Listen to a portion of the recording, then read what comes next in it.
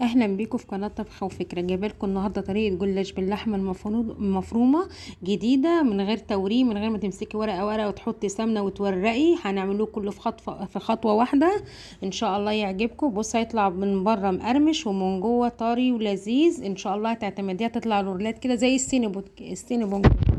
ان شاء الله الوصفه تعجبكم. دلوقتي هندخلوا على عصاج اللحمه، هنسخنه معلقه سمنه على النار، هننزله باللحمه بتاعتنا تغير بس لونها، يعني ندوها تقليبه كده لحد ما تغير اللون بتاعها معانا عشان تقفل المسام بتاعتها. تشويحه بس بسيطه كده زي ما انت شايفه، بس تكون النار عاليه طبعا.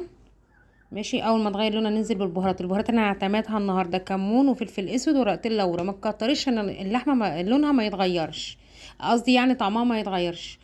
فلفل اسمر وكمون ورقتين لورا. ننزله بالبصلايه مفرومه. ماشي. بتقلبيها زي ما انت شايفه كده، تفضلي تقلبيها عشان ياخدوا من نكهه بعض كده.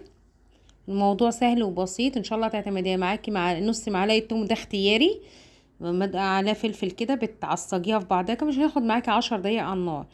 دلوقتي فاتتني المقطع ده. انت بتجيبي لفه الجلاش بتقسميها على مرتين، يعني مثلا 6 طبقات، بتحطي الطبقات فوق بعضها من غير ما تورقيها.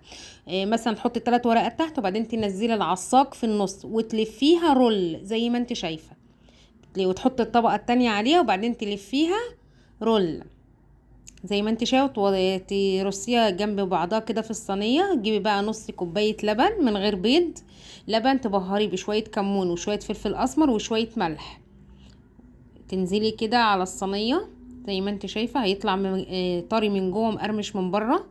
هتسيبيها بس دقيقتين 3 كده لحد ما تشرب، وتدخليها على نار هاديه لحد ما تتحمر. يطلع معاكي بالجمال ده. بصوا شكله، بص تحفة، ما خدش معايا 10 دقايق. بصوا مقرمش من بره، شوفوا.